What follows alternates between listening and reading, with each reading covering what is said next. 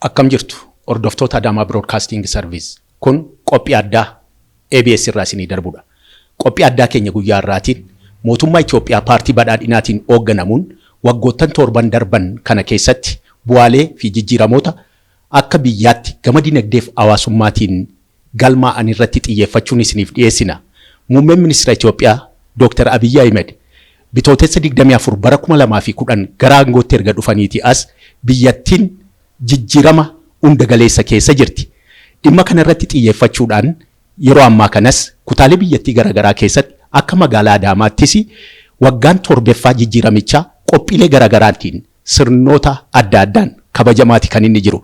Walumaa galatti dhimma kana irratti xiyyeeffachuudhaan ibsa akka nuuf kennan itti gaafatamaa waajjira paartii badhaadhinaa magaalaa Adaamaa kabajamoo Bashannaa fi Ajjamaa keessummaa taasifannee waajjira isaaniitti argamneerra.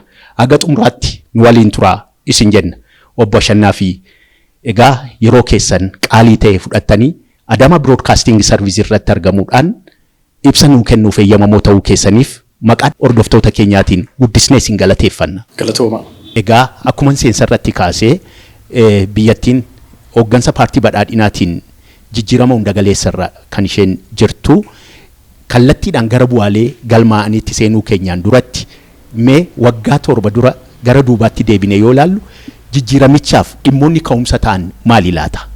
Galatoomaa duraan dursa baga bitootessa 24 guyyaa bilisummaa walqixxummaa sabaa fi sablammootaa itti baate guyyaa tokkummaan sabdaneessummaa uummata keenyaa itti dhufe guyyaa firiin qabsoo uummata keenyaa ija itti argate guyyaa seena qabeessa baga nagaan geessan baga wajjin geenya jechuun barbaada.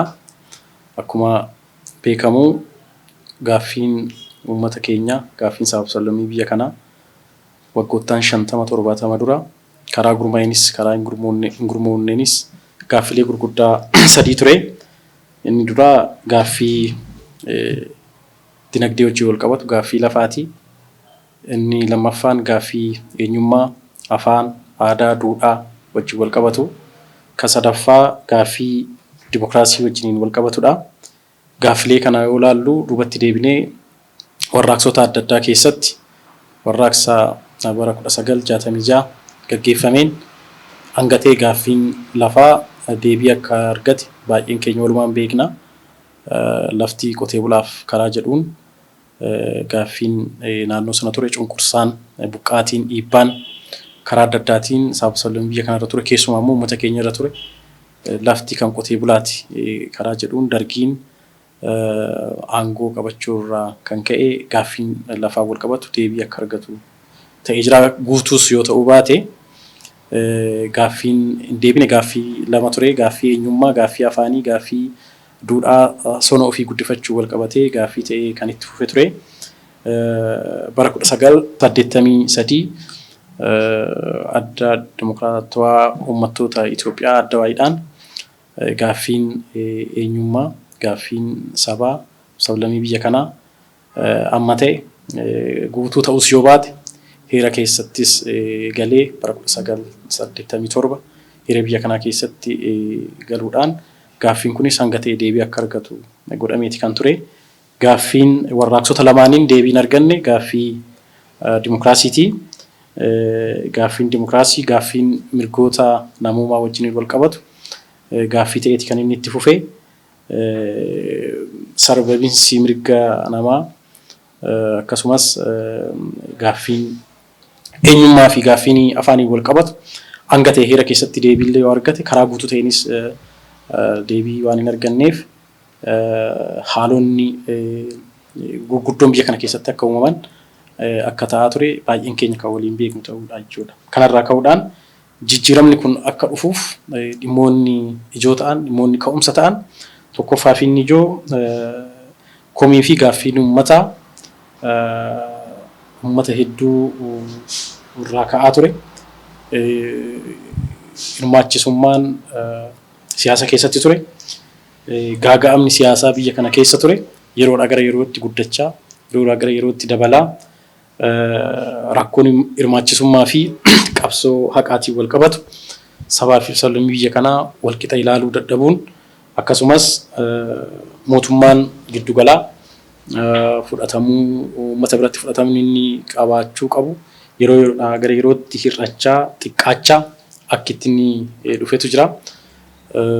Sana duwwaa otoo hin taane abjuu waloo ijaaruudhaafis rakkoon ture yeroodhaa gara yerootti babal'achaa finxaalessummaan amantaa, finxaalessummaan sabummaa akkasumas ilaalchonni kanaan wal qabatan yeroodhaa gara yerootti dagaaguun gaaffileen dimokiraasii fi qabiinsi mirga namoomaa rakkoo gurguddaa keessa akka galu haalli inni itti ta'etu jira. Gama biraatiin heera keessatti haa barreeffamu malee federaalizimii dhugaa ijaaruudhaanis qabatamaadhaan sana uummata shaakalchiisanii haangoo heera keessatti kenname sana uummanni abbaa mirgaa ta'ee waan gochuu qabu sana gochuu irratti hanqinoonni turan salphaatti kan ilaalamanii miti. Anatu si beekaadhaan akka itti deemamaa ture. Yoo ta'uu baate garuu hanga aangoo gidduu seenuudhaan burjaajjiin uumamaa ture, shakkiin uumamaa ture, salphaa akka hin turre uummanni biyya kanaa sababni biyya kanaa sirriitti kan beekudha. Gama biraatiin dhaabbileen bilisa ta'an, dhaabbilee ciccimoon sila ijaarsa dimokiraasiitiif bu'uura gaarii ta'uu danda'an biyya kana keessatti hin ijaaramne dhaabbileen yaadama paartii lallabu dhaabbilee gurguddoon sila mootummaa cimaa ijaaruudhaaf dimokiraasii dhugaan akka dhufu bakki giddugala waa hundaa ta'uu kan danda'u sila bakki itti ijaaramuu qabu ture.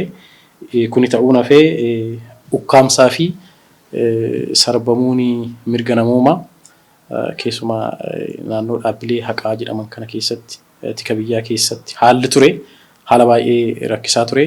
Kun hundumtuu walitti ida'amee jijjiiramni akka dhufuuf qabsoon uummataa akka finiinuuf qabsoon qeerroo fi qarree qabsoon uummata bal'aa sabaaf sablammii biyya kanaa daraan akka cimu daraan akka guddatu haalli itti godhetu jira. Kuni jijjiirama kana dhalee jechuudha. Jijjiiramichaaf bu'uura kan jennee ilaallu dhiitamiinsa mirga namaa guddachuu dhabuu dimokiraasii inumaayyuu gaaffii dimokiraasii gaafachuun akka yakkaatti yeroo itti ilaalame waan tureef kun hundumtuu walitti dha'amee jijjiiramni hamma argame kun firiin qabsoo sabaaf sablammii firiin qabsoo uummata keenya adda durummaadhaan immoo qeerroo fi qarreen fi quuqamtoonni hooggansa keessa turan fincila ibiddatti qabsiisuudhaan jijjiiramni kun akka ariifatu haalli itti godhametu jira. Kanaaf bitootessi 24 gaaffilee uummata keenya gaaffilee dimokiraasii gaaffilee sila ka'umsa ta'uu jijjiirama kanaaf ka'umsa ta'uu danda'an jedhaman kanaaf deebii akka argatan haala itti dandeessisu jira waan ta'eef bitootessi 24 nuuf guyyaa seena qabeessa. Egaa rakkooleen as dura kaastan kunniin ka'umsa egaa qabsoo ta'aniiti jijjiiramichi akka dhufuu fi hojjechuudhaan bu'aan gara jijjiiramni akka dhufu ta'eeti jira. Egaa waggaa 7 dura jijjiiramichi kan dhufe sana booda immoo hooggansi jijjiirama biyyattii hoogganuudhaan egaa sadarkaa garaagaraatti hojiilee adda addaati kan inni raawwataatii ture. Hooggansi jijjiiramaa yeroo gaggeessaa hoogganaa ture kanatti immoo bu'aaleen gurguddoon gama dinagdee hawaasummaa fi siyaasaatiin dhufan maal fa'amee nuuf ibsa. Baay'ee galatooma. Akkuma jijjiiramni dhufeen hooggansi jijjiiramaa tarkaanfilee jajjabaadha kan inni fudhate. Tarkaanfilee jajjabaan fudhatame keessa tokko ijaarama paartii irraa ka'a. Paartiin Addawaayii akka ittiin ijaarame qabiyyeensaa yoo laallu hirmaachisummaan isaa yoo laallu gaaffiin sabaaf sablammiin biyya kana keessa jiru karaa keessatti hirmaachuu danda'uun karaa sagalee isaa keessatti dhageessisuu danda'uun karaa aangoo isaan malu keessatti argachuu danda'uun hin turre aggaar karaa jedhuun dhaabbilee deeggartootaa karaa jedhuun akka ittiin qabatee deemaa turetu jira. Kanaaf addawaayii diiguu walitti makuu diiganii walitti makuu kan jedhu akka tureen beekama. Walitti makuu paartilee biyya kana keessa jiran sabab sablammii biyya kana keessa jiran karaa ammachuu danda'uun riifoormiin paartii irratti ta'ee jijjiirama kanaaf injifannoo guddaadha jedhamee fudhatamuu ni danda'a. Kanaaf jijjiiramni siyaasaa argame jennu jijjiirama paartileen paartii badhaadhinaa itti hundeessan. Paartiin arfan duraan jiran akkuma jiranis ta'ee paartileen biyya kana keessa jiran sagantaa keessumaa warri addawaayii keessa turan fi kan biroos karaa ammachuu danda'uun addawaayiin diigamee badhaadhinni ijaaramuun jijjiirama riifoormii paartii keessatti godhame waan ta'eef bu'uura guddaa tokko kaayeti kan jiru. Gama biraatiin yaadama paartichi ittiin ijaaramedha. Yaadamni paartichi ittiin ijaarame mataansaa paartiin badhaadhinaa paartii yaadamni isaa rakkoo biyya kanaa yaadama biyya keessaatiin furu yaadama mandhalee aadaa biyyaatiin yaadama biyyaatiin tooftaa biyya keessa jiruun rakkoo biyya keessa jiru furuu karaa jedhuun paartii yaadama baay'ee bilchaataa ta'e yaadama tarkaanfataa ta'e fi yaadama guutuu ta'e qabateetoo dhufe ta'uu isaati. Kuni keessumaa daandii da'amuu yaada keenya, qabeenya keenya, muuxannoo keenya walitti daanee biyya kana keessatti jijjiirama fiduu hin dandeenya.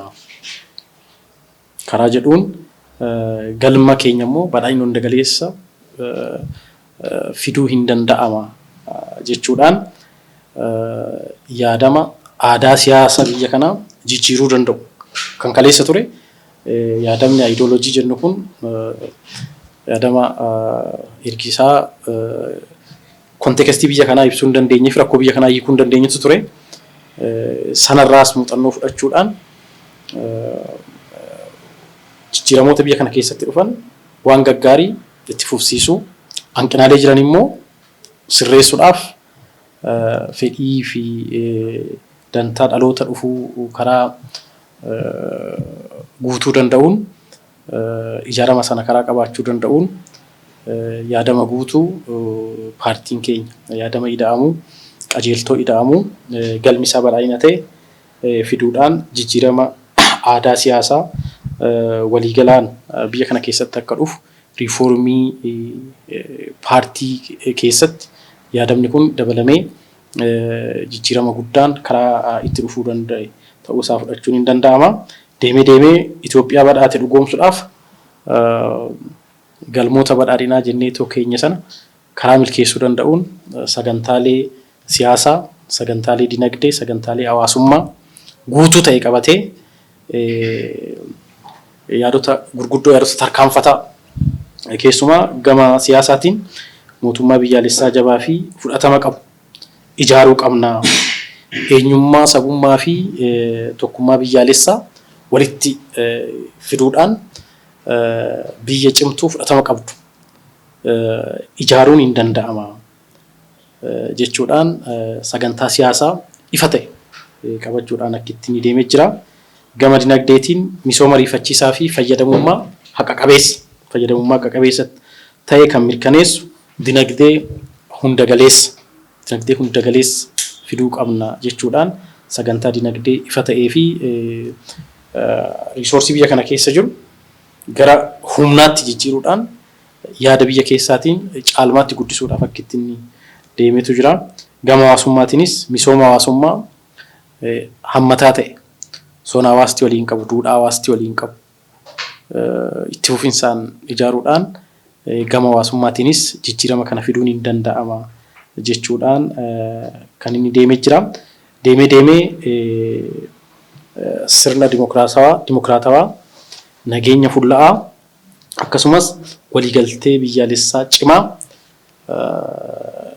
sagantaalee siyaasaa keessattis sagantaalee dinagdee keessattis sagantaalee hawaasummaa keessattis karaa fayyadamummaa fi haqa qabeessummaa mirkaneessuu danda'uun ijaarsi isaas qabatamaan hojiin lafarra jiru sana agarsiisuu qaba jedhamee tokkitti deemamee jira. Kun immoo hawaasa keessattis fudhatama argatee hooggansi xiiqii fi hooggansi kutannoodhaan yaadamicha burqisiisuu irraa ka'ee hanga raawwachiisuutti deemuudhaan jijjiiramni hunda galeessa ta'e abdii dhalootaa ta'e waggoottan torban kana keessatti galmaa'aa jiru.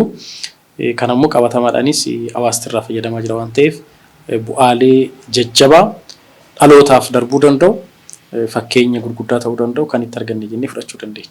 Hordoftoota Adaamaa Broadcasting Service firiiwwan qabsoo bitootessa 24 irratti xiyyeeffachuudhaan qophiin addaa isin biraan ga'aa jirru ammas akkuma itti fufetti jira. Itti gaafatamaan waajjira paartii badhaadhinaa magaalaa Adaamaa kabajamoo Obbo Ashannaa fi Ajjamaa ammas nu waliin kan isaan jiranii ammas turtiin keessan nu waliin haa ta'u.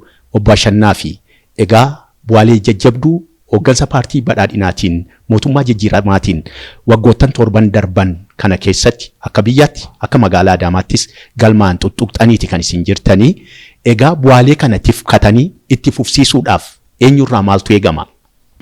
Amma biyya kana keessatti badhaadhina siyaasaa uummanni sagantaa fi kaayyoo paartii keenyarraa fayyadamaa ta'u badhaadhina siyaasaa sirrii fiduudhaaf hojiin hojjetame akka salphaatti kan laalamu miti. Keessumaa siyaasa biyya kana keessa tureen maaltu ture kan jedhu dhaloonni amma jiru kun nuti warra irra geggeessinu miseensii fi deeggartoonni paartii keenyaa sirriitti hubachuu kan irra jiraatu. Paartiin keenya waggoottan torban kana keessatti dirree siyaasaa daran bal'iseera. Daran namni bilisaan waan barbaade waan itti fakkaate haasa'uu danda'eera. Barreessuu danda'eera. Bilisummaan miidiyaa biyya kana keessa ture hin beektu baay'een keessanii. Miidiyaa mainstreamii dabalatee miidiyaan hawaasummaa maal jedhamu kun bal'ina hin qabu. Har'aa miidiyaa 120 oltu biyya kana keessatti yaada isaa karaa bilisa ta'een gaggeessaa jira. Heera mootummaa cabsaas tun cabsiinis waanuma margaa jirru waan ta'eef jechuudha. Maraammartoo siyaasaa biyya kana keessa ture maraammartoo wal arrabsuu, wal dhiibuu, wal kuffisuu guutummaatti yoollee sirrachuu baate amma ta'e fooyya'aa aadaan mariidhaan waa hiikuu wal mari'achuu yeroodhaa gara yerootti gabbachaa wal dhaggeeffachuu yeroodhaa gara yerootti dhufaa aadaa keenyaa fi duudhaa keenya kaleessaatti deebi'uudhaaf tarkaanfilee mootummaan jijjiiramaa fudhateen amma ta'e jijjiiramoonni gama kanaan jiran waan akka salphaatti ilaalamanii miti. Yaadaan mormiidhaan olaantummaa yaadaatiin yaada mo'ataa burqisiisuudhaan wal dhibdeewwan asiif achitti biyya kana keessatti uumaman akkitti kaleessa yaadamni ture akkitti kaleessa dubbiin ilaalamaa ture irraa jijjiiramee har'a marii fi marabbaadhaan dubbii keenya baay'ee hiikkachaa jirra. Rakkoo keenya baay'ee furachaa jirra. Aadaan siyaasaa keenya yeroodhaa gara yerootti ammayyaa fooyyaa dhufee jira. Hin fixannee hojii nu barbaachisa. Gama biraatiin waliigaltee biyyaalessaa uumuudhaafis komishinii marii biyyaalessaa hundeessuudhaan uummatni keessumaa akka naannoo keenyattis hin beektu uummata bal'aa magaalaa Adaamaattuu hirmaachisuudhaan rakkoo keenya gaaffii keenya mariidhaan hiikuudhaaf hojiiwwan calqabaman hojii gurguddaadha. Kana cimsineetti deemuun hin barbaachisa. Gama biraatiin badhaadhinni gaaffilee dimokiraasii jennu gaaffilee walqixxummaa fi fayyadamummaa haqa qabeessa jennu gaaffilee kanaan dura ijaaramni warraaqsi lamaan hin deebisne jedhamu kana deebisuudhaaf halkanii guyyaa hojjechaa jirra.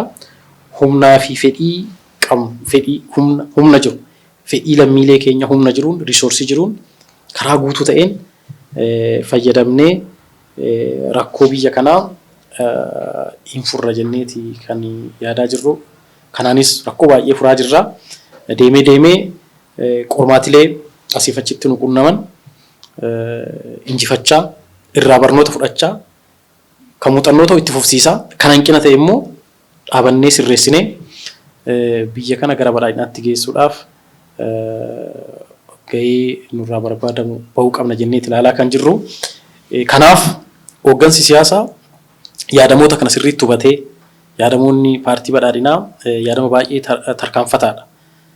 Olaantummaa yaadamichaa sagantaalee hundarratti iftoomina argatee iftoomina uumee hawaasa keenya sirriitti qabee sirriitti qabsiisee ijaaree yaadama sanaan hojii misoomaa hojii nageenyaa hojjechiisuun irra jiraata.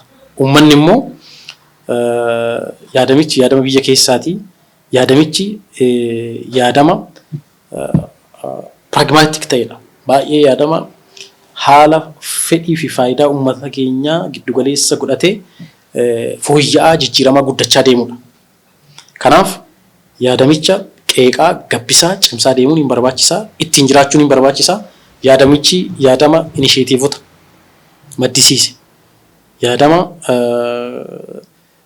rakkoolee biyya kana keessa jiran rakkoo midhaan nyaataatiin of danda'uu dhabuu, rakkoo hiyyummaa furuudhaaf inisheetiivota hedduu maddisiisuudhaan tarsiimoo bocuudhaan yaadama faayidaa hunda galeessa fiduudhaaf deemaa jiru waan ta'eef kana hawaasti bal'aan qotee bulaan hubatee ittiinis jiraachuu qaba, qeessaattis shaakaluu qaba. Gama biraatiin galmoota gurguddoo 4 magaalaa keessatti galmoota wabii nyaataatiin of danda'uu, galmoota intarpirinarshiippii guddisuu, ogummaa guddisuu fi galmoota tajaajila mootummaa si'eessuu, dijitaalessuu jedhu qabannee deemaadha kan jirru. Kanas yoo ilaallu ka'umsisaa yaadama keenya.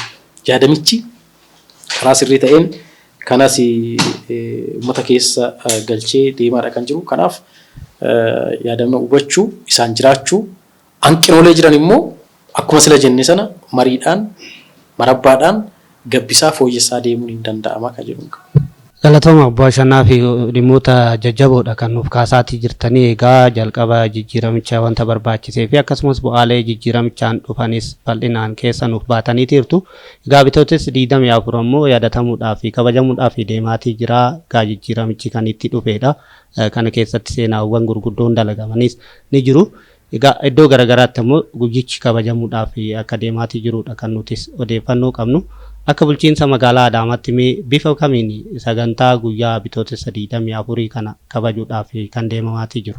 Bitootessa 24 akkuma jenne nuuf guyyaa seena qabeessa, guyyaa karaa addaatiin uummanni Oromoo ilaaluu, hooggansa qaalii itti argate, hooggansa yaada fiduu danda'u, hooggansa haala beekee hoogganuu danda'u, haala addunyaa, haala Afrikaa, haala Itoophiyaa, haala qabatamaa keessa jiru sirriitti beekee yaada bocee, yaada fidee, yaada sanaan hooggansa kennaa jirudha. Hooggansa rakkoolee gara carraatti jijjiiruu danda'u hooggansa akkasii guyyaa itti argannedha. Kanarraa ka'uudhaan guyyicha sagantaa adda addaatiin kabajuudhaa fi sochii adda addaa keessa galleeti kan jirru. Torbee lamatti karaa siquu danda'uun torbee tokko dura hojii kana jalqabdee irratti fufnee hanga bitootessa 24 sagantaa adda addaatiin kabajuudhaaf deemaadha kan jirru. Sagantaalee keenya keessaa tokko mariidha. Marii kutaalee hawaasaa adda addaa wajjin marii geggeessaa jirra. Injifannoowwan bitootessa 24 argaman tokko lamaan lakkoofnee beeknee isarratti walii galuudha. Lammaffaa gootota qabsaa'ota guyyaa kana arguudhaaf wareegamanis yaadannee guyyicha yaadachuu qofa immoo osoo hin ta'in kaayyoo isaan wareegamaniif kaayyoo isaan kufaniif sirriitti beeknee uummata keenya misoomaan, uummata keenya nageenyaan, uummata keenya hiyyummaa keessaa baasuudhaan aarsaa kaffalamee fi wareegama kaffalame sana deebisuu danda'uu qabna. Guyyicha qofa akkasumatti sagantaa adda addaatiin qofa sirbinee kan gallu otoo hin taane nutti dhaga'amee jaallawwan keenya sababiin kufaniif rakkoolee hawaasa keenya irra gahaa ture sana irraa muluquuf waan ta'eef isa immoo nuti warri carraa arganne warri lubbuudhaan jirru gochaa qabatamaadhaan misoomatti, nageenyatti uummata keenya kiisuudhaan rakkoo bulchiinsa gaarii uummati keenya qabu isa sirreessuudhaaf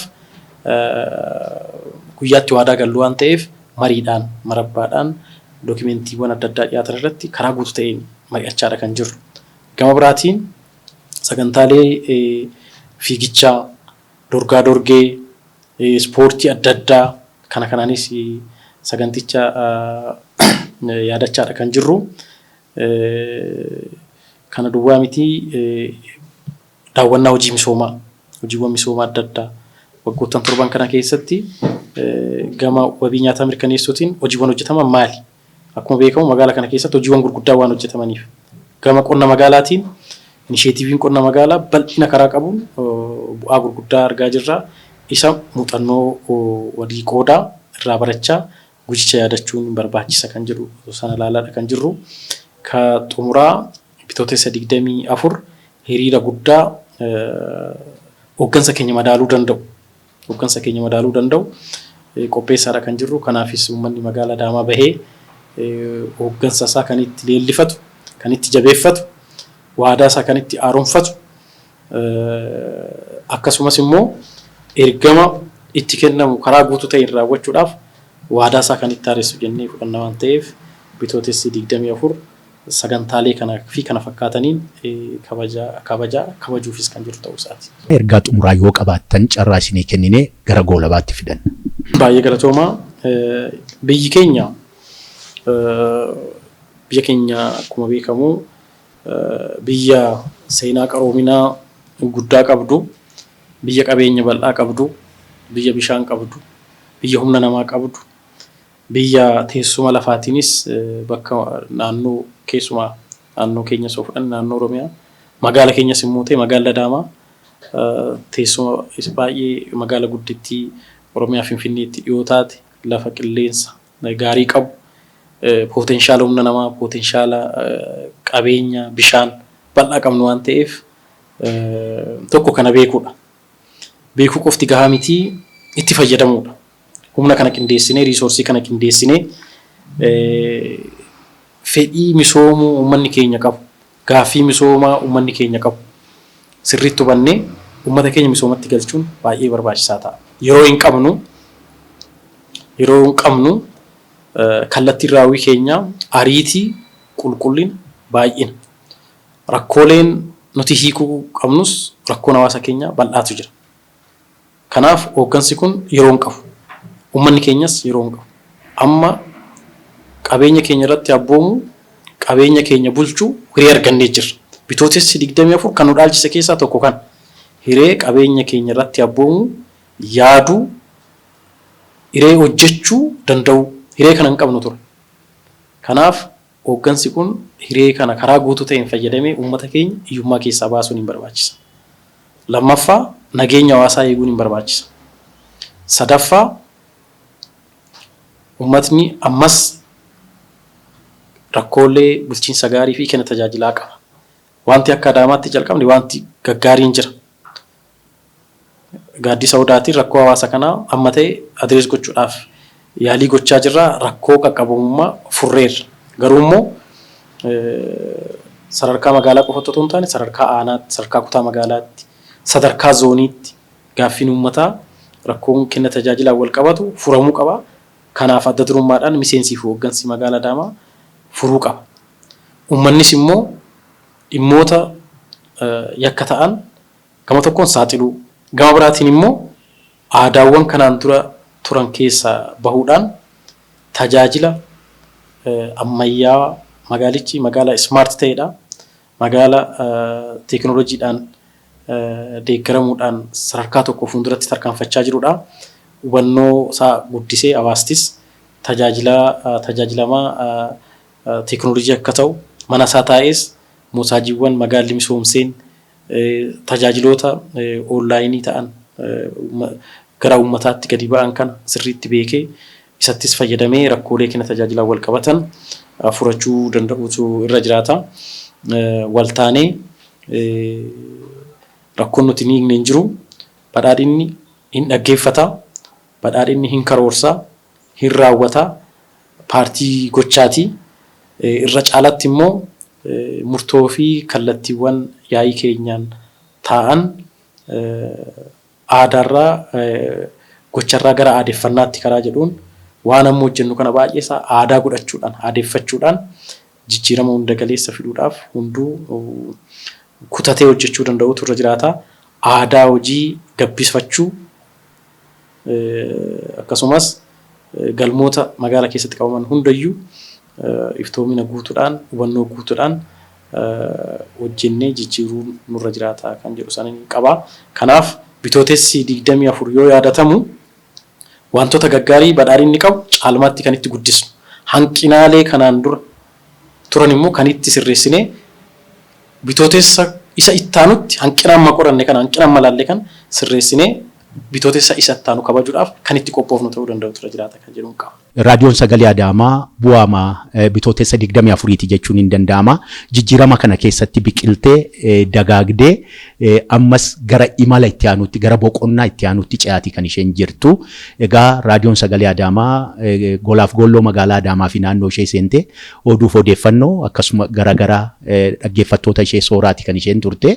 Jiraattonni magaalaa Adaamaas waltajjii isin irratti argamtan irratti miidiyaan kun nuufaa guddatu gara televezyiiniitti nuufaa ce'u jedhanii yeroo garaagaraatti gaafataa turan gaaffiin isaanii fudhatama argatee miidichi ebele tokko bara 2017 irraatii jalqabee saatalaayitii Itiyooosaatiin qilleensa irra ba'uufidha kan inni deemu. Egaa isinis achi keessatti ashaaraan keessan iddoo olaanaadha baga gammaddan isin jecha. Miidiyaan kun egaa loogoonsaa utubduu jijjiiramaa jedha. Dhugumaan jijjiiramicha utubuudhaaf miidichi maal qabatee uummatatti ba'uu qaba? Galaan miidichaa maal ta'uu qaba jettanii yaaddu keessattuu qabiyyee irratti? Miidichi dhugaadhaa utubaa jijjiiramaati. Lafee dugdaa jijjiirama kanaati jennee fudhachuu hin dandeenya. Hawaasa biratti fudhatamni qabu olaanaadha. Reediyoo irraa gara TV'tti guddisuudhaafis yaaliiwwan hooggansi miidichaas akkasumas hooggansi magaalaa gochaa jiru akkasumas gaaffiin uummanni dhiibee gara kanatti fidaa jiru guddaadha waan ta'eef uummata yaada ijaarsaa akkasii kennu kanas carraa kanaan galateeffachuun barbaada. Gama biraatiin miidiyaan tokko miidiyaa uummataa ta'eetoo kan inni itti fufuu danda'u dhugaa waaressuu yoo danda'edha. Dhugaa uummata keessa jiru baasee uummatatti himuu yoo danda'e dhugaa qabatee deemuu yoo danda'e caalmaatti cimaa deemuu danda'a. Gama biraatiin qaqqabamummaadha. Miidichi kutaalee hawaasaa hunda bira qaqqabuu qaba, dargaggoota bira qaqqabuu qaba, maanguddoo bira qaqqabuu qaba, daldalaa bira gahuu qaba, qotee bulaa bira gahuu qaba. Keessumaa immoo intarpreneroota hawaasa daldalaa uumuudhaaf deemu kana bira qaqqabuu qaba. Kanaaf miidichi akkuma utubaadha jenne hunda galeessas ta'uu qaba. Hunda galeessas ta'ee deemuu danda'utu irra jiraata. Gama biraatiin sabaaf sablammii walitti hidhuu qaba. Sabaaf sablammii hawaasti magaalaa Adaamaa, sabaaf sablammii magaalaa Adaamaa keessa jiru, sabaaf sablammii waliin jiraachuu, waliin guddachuu, waliin hojjechuu adeeffachaa dhufaa jirudha. Isa kana kan hidhee deemuu qabu, hidhee bahuu qabu ta'uu qaba, kan qoodu ta'uu qabu.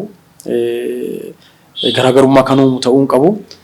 Hidhata cimaa sabaaf sablammii ta'ee amantummaa hawaasa gidduutti kan fidu ta'uu danda'utu irra jiraata.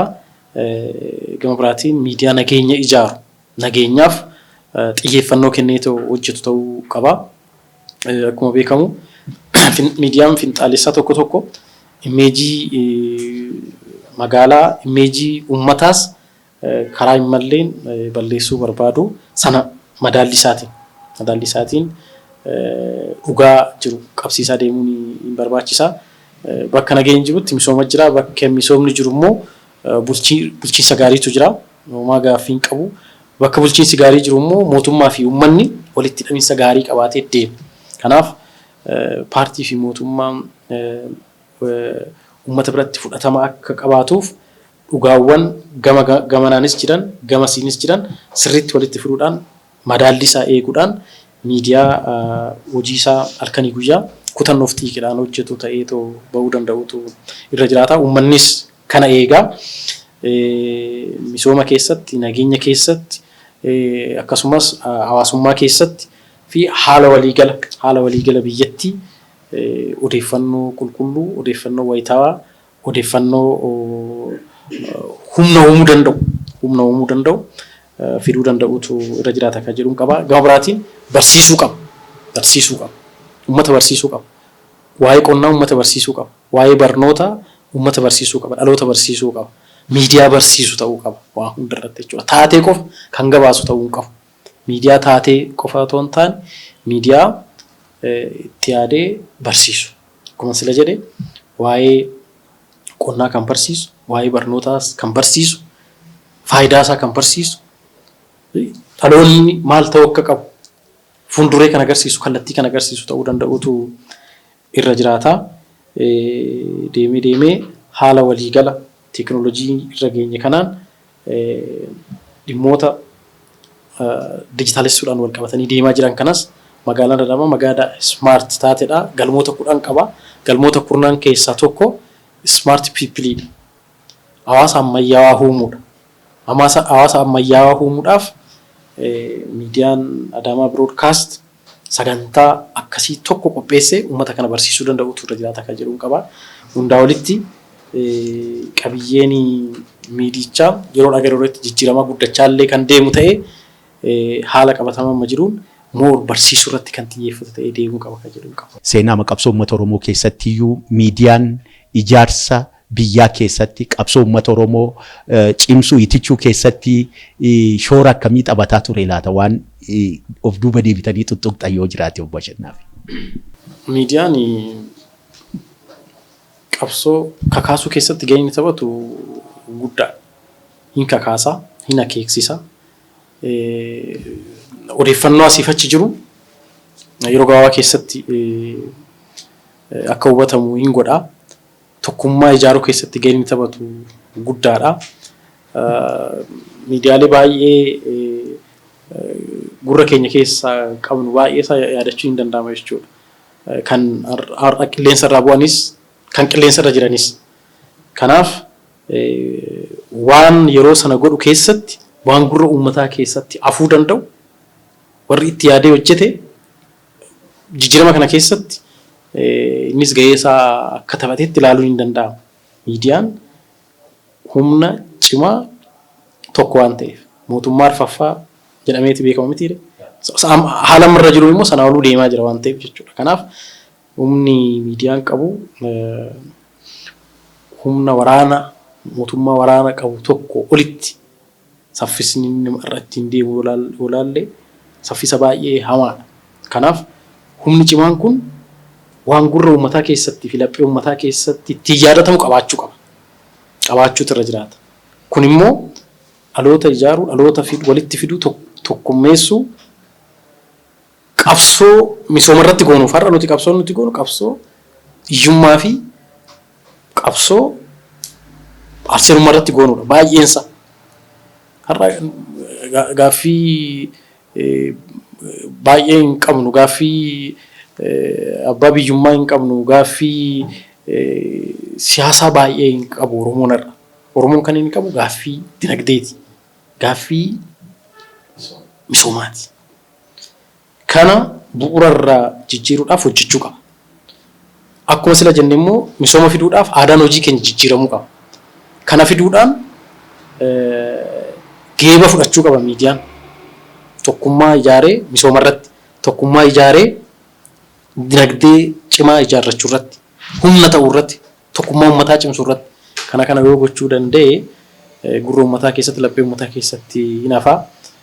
Yoo immoo waanuma akkuma amma miidiyaan finxaalessaa tokko godhu yoo ta'e immoo haallis hin kennu. Dargaggeessi qeerroo qarree jennu uummati jennu kun gurra kanatti hin dhaga'u hin qabuun. Mandara keessatti hafa. Miidiyaa mandaraa ta'a. Miidiyaa mandaraa seenessa qeenxee afarsu ta'ee ta'a. Kanaaf seenessa waloo ijaaruu waan waliigalaa, waan waloo, waan uummata kana walitti waan uummata kana walitti itichuu danda'u isarratti xiyyeeffatee deemuu qaba. Yoo isa ta'e goota misoomaa miidiyaa, goota misoomaa, goota nageenyaa, goota tokkummaa uummataa ta'eetti itti fufaa. Kan akka ta'uu dandeessan immoo shakkii tokko illee hin qabu. nutis miidicha bira dhaabannee caalmaatti guddisuudhaaf yeroo kamiyyuu caalaa waadaa keenya inaaressin akka jedhu qaba galatooma. Baay'ee galatoomaa. Obbo Ashannaa fi Ajjamaa itti gaafatamaa waajjira paartii badhaadhinaa magaalaa Adaamaa yeroo keessan qaalii ta'e fudhattanii qophii addaa Adaamaa Broadcasting Service irratti dhiyaatanii bu'aawwanii fi akkasumas firiiwwan qabsoo bitootessa 24 irratti xiyyeeffachuudhaan ibsa bal'aan nuu kennitaniif maqaa hordoftoota keenyaatiin ulfaadhaa fayyaa ta'aa isin jenna. Galatooma. Egaa dhaggeeffattootaa fi hordoftoota Adaamaa Broadcasting Service qophii addaa Adaamaa Broadcasting Service irraatii isiniif darbuun guyyaa har'aa kan egaa firiiwwan qabsoo bitootessa 24 irratti xiyyeeffachuudhaan turtiin itti gaafatamaa waajjira paartii badhaadhinaa magaalaa Adaamaa Obbo Ashannaa fi Ajjamaa waliin taasisaa turre kanumaan xumurameera. Qophiilee keenya afaan wajjin turtii gaarii kan isin jennu egaa saganticha qopheessaa qindeessaa kan isin waliin turre an Alamuu Hirphaa fi akkasumas Jamaal Kadir kutaa afaan Amaaraa irraatii Xaayir Gammaduu ogeeyyii kaameeraa Oliifa Tasfaayee fi Shimallis Nugusee waliin taaneeti horaa bulaa deebanaa fayyaa ta'a.